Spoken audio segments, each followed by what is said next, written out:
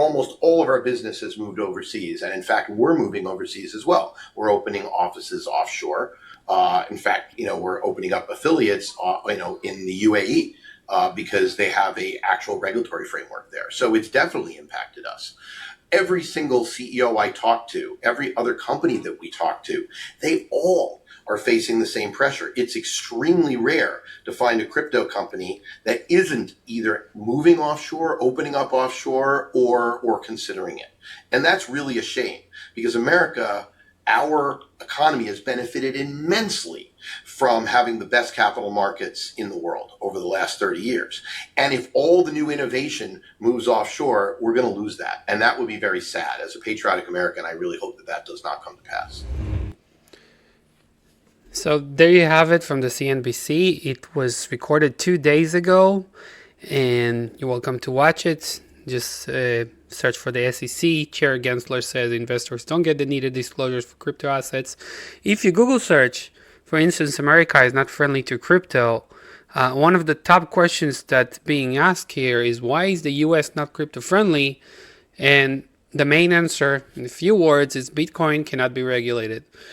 And if we're looking at the price of Bitcoin right now, we are after the halving effect that supposedly should have made Bitcoin and even similar coins to Bitcoin, like we spoke about before, like stocks, which is coming close to get under $2. It was $3 already at the peak, and Bitcoin was over $70,000 at the peak. And it wasn't the peak that we saw a few years ago. It was the peak that we saw just a few weeks, say a month ago, with the halving effect. So why is that? So as you saw in the video, and that was shown here, there is a lot of regulation that's coming from the United States against crypto.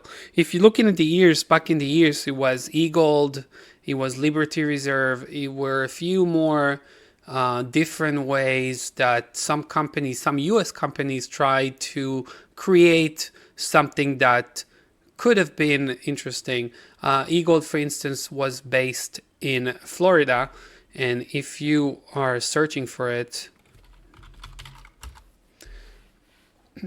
e-gold right now is a domain that is basically available to be purchased. Okay,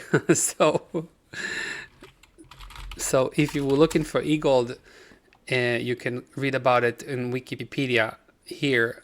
So you see what happened to their office between 1998 to 2014. Was way before 2014 that so many troubles started to happen.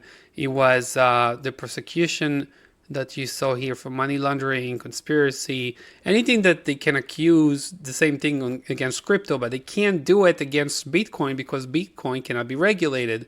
So Bitcoin was the invention of something that the government cannot regulate. So that's why they don't like it. And because they don't like it, and they say why we cannot regulate it, that's why they're saying, not really saying, they're acting with real actions, with regulations against Robinhood, for instance, over crypto businesses, that they could charge them. And you saw Binance CZ, the previous former Binance CEO, he was basically jailed for 4 months. And they also trying to lower the price of Bitcoin, basically to take away the will of the investors to basically invest in Bitcoin and many other cryptocurrencies.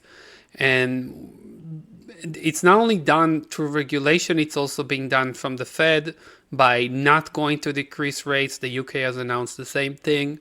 So if they're going to keep the rates high, then investors going to get better gains from US dollars and other fiat currencies. And that's why you see the fiat currencies gaining value against cryptocurrencies right now. And we also spoke about it in one of our recent videos about the crypto bubble. So what do you take from all of this? It's very simple. Unfortunately, it's going to be a war between, let's say, the US government, not the US as a country, but as the US government against crypto. it doesn't mean or imply that companies like what this guy was saying, that they are a software company, what they're trying to do is something that is illegal. However, he says we have to go to the UAE, to Dubai, because they have a proper regulatory framework over there. That's what he mentioned in the video. Whilst if they would stay in the US, they would have to face a lot of regulation. It's not only taxes, it's not only about paying money, it's about just simply regulation, which is very unfriendly for this kind of businesses. So how things going to unroll from here, it's hard to say, but we still maintain the same expectations we mentioned in our very last video that was posted a few days ago, that we expect in general crypto prices to fall, to keep on going down, despite the halving effect that's supposed to push crypto. All the symptoms, all the arrows point towards what you can see that's happening in the market here, that the crypto price is going down. Won't be surprised if we see 58, 57 already here, even over this upcoming weekend. Today is the 10th of May. So it's unfortunate. The only way that we can see maybe something maybe negating it is if somehow the US will find a way to welcome crypto without all those heavy regulations in place. But even after the news that the FTX depositors are going to get their money back, even after that, and everything that you can see on the top news here, it still doesn't prove that crypto is going to be like in the pretty bullish run that the bull run we saw before the halving. It actually feels like, at least here, that we maintain that it's not looking great, especially if in the States they're going to raise the rates even a bit more, and the same in the UK.